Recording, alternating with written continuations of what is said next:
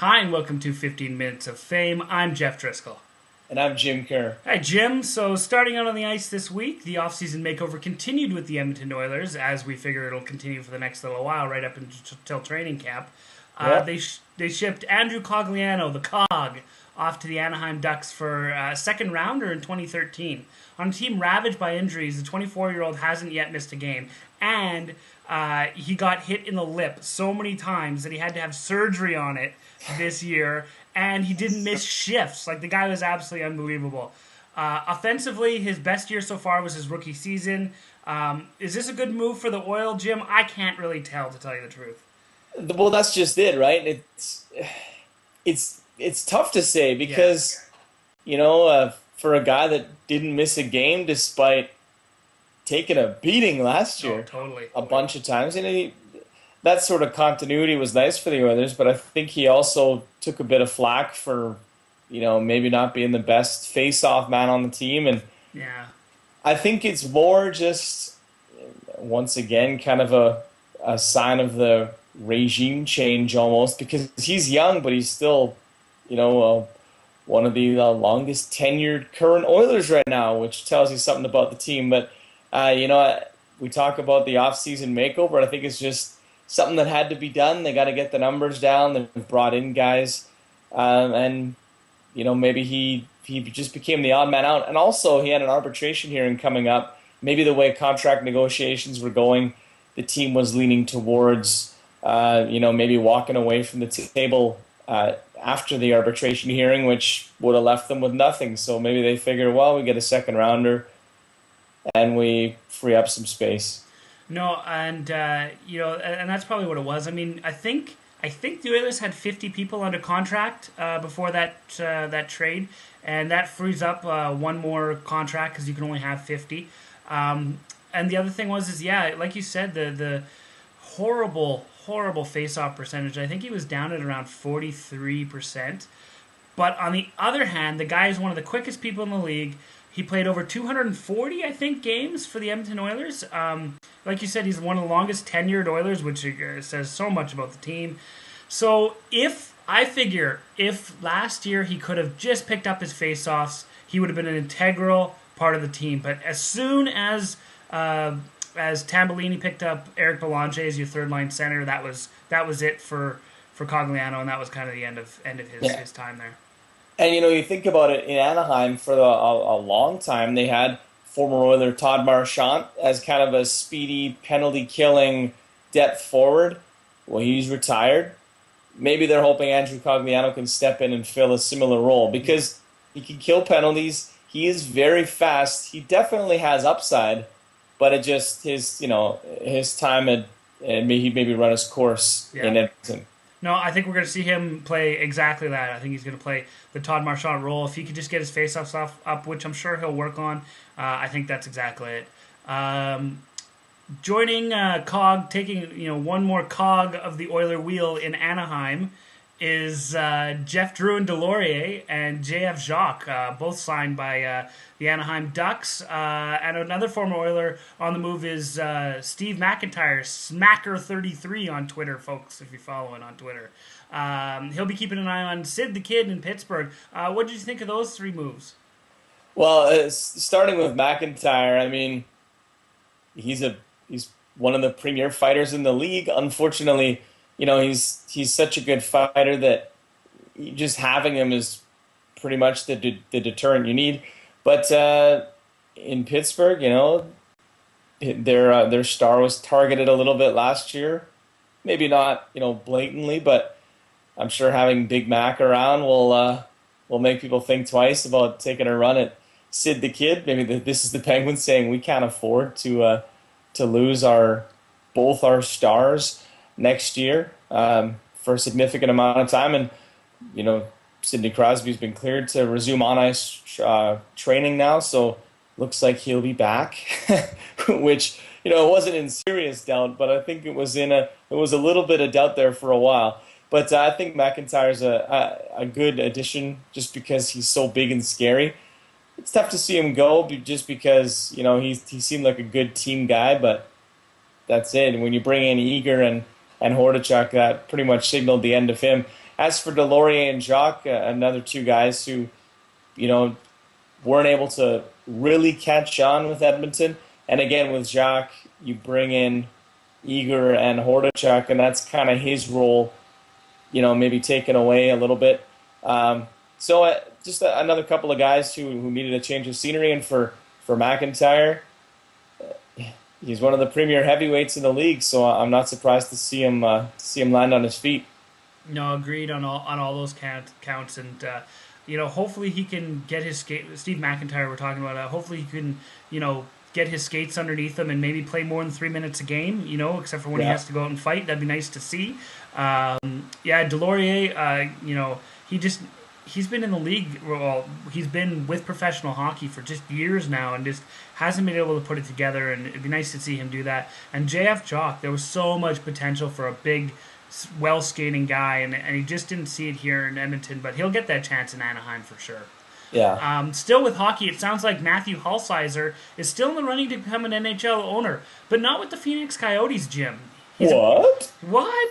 He's apparently one of 5 potential buyers looking to snap up the St. Louis Blues, which I didn't even know were on the market. A team that could sell for up to $200 million. Jim, they were just up for sale back in 2006, I believe. Is $200 million worth it? And what's going on there? Well, it's funny what a bit of competition can do, hey? Yeah. $200 million. The St. Louis Blues are they're a good franchise. They're a good, stable organization. Poor Phoenix, eh? I wonder if Ice Edge is one of the potential buyers, yeah, too. Yeah, that's right. Jerry Reinsdorf. Yeah, no kidding. I just don't know what's going on there. Maybe if Research in Motion was doing a little better, we'd see J-Balls in there, too, but yeah, no dice. I just, there's people out there who want an NHL team so badly, and then they can't get them, and then Hulsizer goes over to St. Louis, and he's competing against 4 other people. I mean, just like... Give him a break. And I think that asking price, bodes well for, it at least shows a positive on the business side of things for the NHL, which is good. But maybe not so good for the NHL if there's another CBA negotiation coming up. Yeah, that's right. Losing money. Yeah, exactly. $200 million for the St. Louis Blues, but if you can put together 30 cents out of your couch, you can buy the Phoenix Coyotes, folks. That's right. That's right. Speaking of the Blues... 30 easy payments of 1 cent. That's right, exactly. Speaking of the Blues, they signed Jason Arnott and Jamie Langenbrunner earlier this offseason. They also inked a former Rocket Richard Trophy winner. Unfortunately, it was Jonathan Cheechoo. Yeah. Who... Of the Rocket Richard Trophy winner. The Rocket Richard... Cheechoo. Exactly. He's not going to have... Coyotes of that bunch. Yeah, that's right. He's not going to have anybody feeding him the puck in St. Louis like he did in San Jose when he did win the Rocket Richard Trophy. Can he turn things around, Jim? Well, I don't know, man, because you don't see a guy fall off like he did very often. 56 all the way down to 5 goals 1 year that he spent last year in the AHL. Yeah. And I don't know. I don't know if it's a confidence thing. I don't know. I mean, to score 56 goals in the NHL, I don't care who's passing you the puck. You got to have skills. Quite a bit of skill. Yeah. And people will always make the argument like, oh, well, he had Joe Thornton feeding him the puck. Well, that's true. He did, but no one scored 56 goals this year. Yeah, that's right. On the San Jose Sharks with Joe Thornton feeding him the puck, and Thornton had another good year, but I don't know. That's completely beside the point. But I don't know what happened to Cheechoo. I'd like to see him turn it around, but I don't know. I'd have to get into his head to see what went wrong there. What's going around up there? At least it's another NHL opportunity for him, and I hope he cracks the squad at least. Moving on to the CFL, Montreal Alouettes quarterback Anthony Calvillo made history on Friday night in a 40-17 win over the Argos with its 395th and 396th touchdown passes. To put him all alone atop the CFL's all-time list in that category. Jeff, let me stop you there. I said on Facebook, I said on our Facebook fan page. Yes. It's facebook.com/15minutesYEG. Go there right now. Shout out to Eddie for being our 25th like, which gave us the opportunity to have a personalized URL. I like it. Thanks, buddy. Okay, but I said on Facebook that I was going to attempt the cheesiest joke in CFL history. So here it Absolutely. goes. Okay. Why is it so cold in Montreal during football season, Jim? Because the AC is on full blast. Ah, there it is. Fantastic. That's great. But it's AC. true. The guy, he's got 10 touchdown passes through 3 weeks. Yeah, I know. Ridiculous. Absolutely But ridiculous. you know what an accomplishment. 396 touchdown passes he's up to now, passing Damon Allen on the all-time list. And Damon Allen's probably my favorite CFLer of all time, next to Gizmo Williams. But boy, he's that AC. And I liked when Damon Allen said this week, if anyone's going to break my records, it's good to see a guy like Anthony. But then he took a moment to point out that he also had, over 90 rushing touchdowns as well. So, Oh, yeah. So no big deal. not saying, I'm just saying Yeah, Calvillo's got under 40, but no, that's good. It's nice to see a little competitive edge in the old man. I like to see it. We're gonna move on to the Gabbies now. These are the good and bad by you. We take the best and the worst of in the world of sport, and we talk about it. And we're always looking forward for you guys. If you go on our Facebook page or our Twitter and give us a good or a bad, we'll put it up here and then give you a shout out. How about a good to Oilers defenseman Ryan Whitney, Jim? He cracked the inaugural Sports Illustrated Twitter 100, a list of the most essential sports-related tweeters, as per a poll of 50 Sports Illustrated staffers. The Oilers are looking for character guys. That's a good start, right? That's pretty good, yeah. If you can get a guy in the SI, and not necessarily the most hockey-friendly publication, but that's good. I heard we were on the Twitter, the Sports Illustrated Twitter 1 million, so we're working our way up there. We're working our way up. I like it. Good.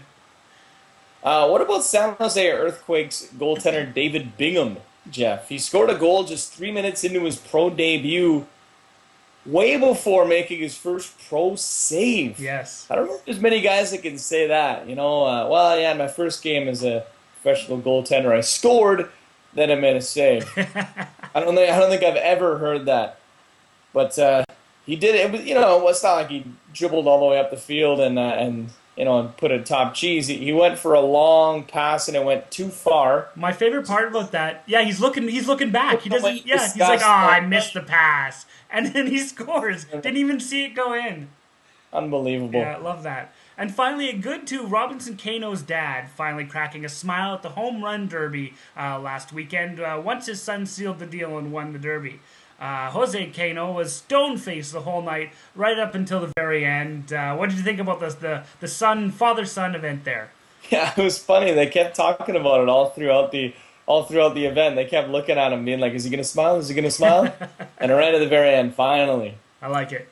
All right, on the bad side, how about the guy who almost fell out of the stands trying to catch a ball at the home run derby? It only happened on the same day as the funeral for the Texas Rangers fan who fell out of the stands and to his death. It should at least be in your mind, No and kidding. it's just happening that you shouldn't be jumping out of the. But it's the home run derby. There's going to be more. Yeah, that's right. And that one ball is Probably 100 homers hit on the night. I don't know for sure, but around there. A bat has got to go to the Tour de France, Jim, where two cyclists were thrown from their course when one of the cars you see following the riders around, it was a TV car, swerved and hit them. One guy was thrown into a barbed wire fence, Jim. Both finished the race amazingly, and the unnamed driver, which they definitely kept unnamed, was banned. Unbelievable. Did you see the footage? Oh, yeah. How did he expect that was going to work? There's only so much room on the road, and there's cyclists on the side. Bam! Asleep at the wheel, I guess. Totally. I don't know. At least they didn't keep him on, because that would have just been too much. The final bad has to go to that beef between the Kings and the Oilers. I don't know who's right and who's wrong, but the Kings are mad that Colin Fraser's hurt. The Oilers say he's not that hurt. The Kings say he's going to need 4 months of rehab and surgery. And I don't know who's right and who's wrong, but this thing is kind of dragging on a little bit. Kings GM Dean Lombardi was at it again this week, calling out the Oilers in the media. He says he's going to go to the NHL. He doesn't want the trade voided, but he wants something to happen. I'm not sure what. But either way, we gotta put this all behind us and figure it out, because it's not a good look for either team, especially the Oilers. Yeah, we're just the list of teams we're going to be able to trade with is going to be 3 soon if we don't get a little bit of a better reputation, and that's definitely not what we want. I No. want to do a quick one quick hit here, Jim. Brad Richards had his Twitter account hacked by rocker Tommy Lee this week. Is he lucky he just escaped with a cheeky message? Yeah, well, thank God it was a cheeky message. Yes. I guess he left his Twitter on at the hotel he was staying at, and the guy behind him in line for the computer or whatever was Tommy Lee. Tommy Lee. Strange thing to have happen, but I think he's lucky that all he got was a little ribbing Yeah, from that's, from Tommy Lee. that's right. Well, that's our 15 minutes of fame up for this week. Join us again next week when we get a whole new 15 minutes of fame. Until then, thanks very much, guys. I'm Jeffrey Driscoll. And I'm Jim Kerr.